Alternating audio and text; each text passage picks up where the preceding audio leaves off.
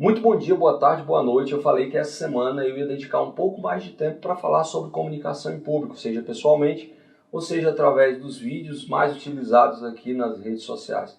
Eu abri uma caixinha de perguntas, quero te agradecer pela tua participação, tem muitas perguntas, claro que muitas são parecidas, então eu vou procurar responder aquelas que são mais relevantes e, claro, posteriormente, de acordo com as tuas dúvidas, eu posso continuar fazendo isso, terei o maior prazer em te ajudar caso você queira, seja particularmente ou seja coletivamente. A primeira pergunta que eu vou responder foi de alguém que perguntou assim: Rondinelli, como é que eu faço para ser simpático sem ser forçado? Então, para falar sobre simpatia, eu quero primeiro explicar sobre empatia. Antes disso, eu vou te dizer uma coisa. No primeiro momento, nenhum comunicador precisa ser simpático para atingir uma audiência. Eu vou explicar, você vai entender isso. O que um comunicador ele precisa ser e ele naturalmente vai ser no primeiro momento? Ele precisa ter empatia. Empatia, no caso da comunicação, é a compreensão daquilo que se pensa e daquilo que se sente. Um exemplo clássico de um comunicador, um grande líder, um cara que arrastou multidões, que não era nem um pingo simpático, mas era completamente empático. Adolf Hitler. Se você olhar algum vídeo do Hitler, você vai ver que ele não é simpático de jeito nenhum, mas ele é totalmente empático. Por quê? Porque ele vai atingir pessoas que compreendem aquilo que ele fala, aquilo que ele pensa, aquilo que ele sente. Então eu quero te tranquilizar, você não precisa ser simpático, porque onde você for falar, sobre o que você for falar, você vai ganhar adeptos, porque tem gente que pensa como você, tem gente que sente como você, e aí quando a pessoa pensa como você, como ela sente como você, aí você conquistou a simpatia dessa pessoa. Simpatia e empatia. Patia vem do grego pathos, que significa sentimento, do grego en, que significa dentro, e sim, do grego sim, que significa junto. Então a pessoa vai estar junta de você quando ela entender aquilo que você quer dizer. O maior exemplo disso é que muitas pessoas fazem academia de mudanças, mas se encontram em outros treinamentos, atingem a mudança em outros treinamentos, como também muitas pessoas fazem outros treinamentos, mas atingem a mudança efetivamente depois que fazem a academia de mudanças.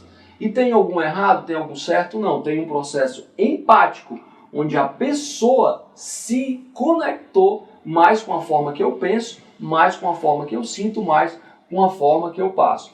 Por conta disso, eu ganhei a simpatia das pessoas.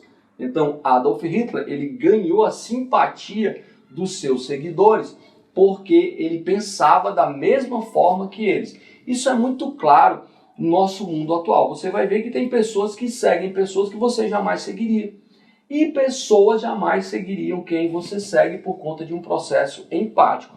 Agora entenda, essa empatia inicial vai fazer com que você atinja somente quem compreende o seu pensamento, quem compreende o seu sentimento.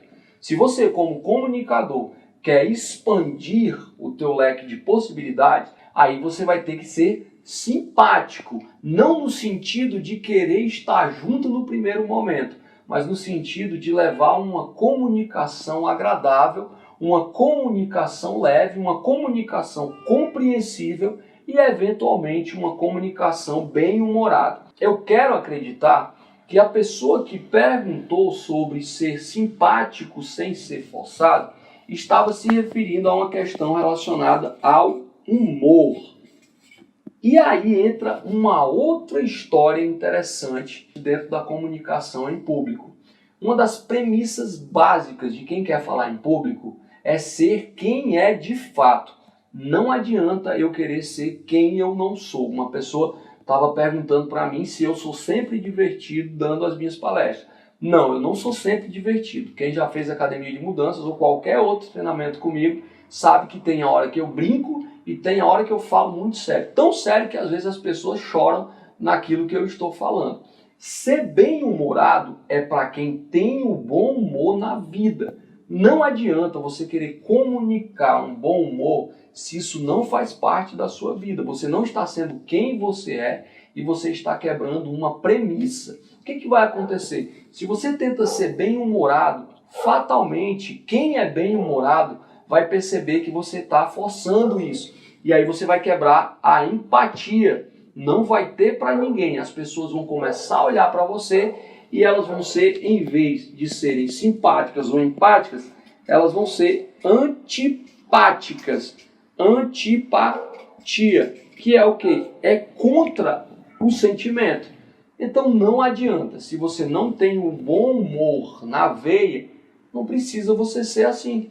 Você vai ser simpático, agradável da mesma forma e você vai atingir pessoas que inclusive gostariam que os palestrantes fossem melhores humorados. Mas, se você não for, elas vão entender que você está sendo quem você é. Para fechar essa parte, inicialmente você não precisa ser simpático, você precisa ser empático. É atrair para você as pessoas que pensam e sentem como você pensa e como você sente. Automaticamente você vai conquistar simpatia. Agora, para atingir outros públicos, você tem que ser simpático, não necessariamente bem-humorado. Agradável, uma comunicação leve. Dirigindo essa última parte do vídeo para você que me perguntou, existe algum assunto que você fala muito bem, que você consegue conversar naturalmente com as pessoas? Eu sei que existe, então você está sendo simpático. Continua focando nesse assunto. Se você quiser mudar de assunto, você pega a mesma energia do assunto que você domina e traz para esse assunto, claro, depois de você estudar. Bom, se eu não fui claro, eu acredito que fui claro, porque isso está muito bem desenhado na minha cabeça, mas se eventualmente eu não fui claro para você, então me pergunta que eu procuro esclarecer melhor, tá bom? Bom, se isso fez sentido para você, é isso, faz isso, valeu, tchau, tchau.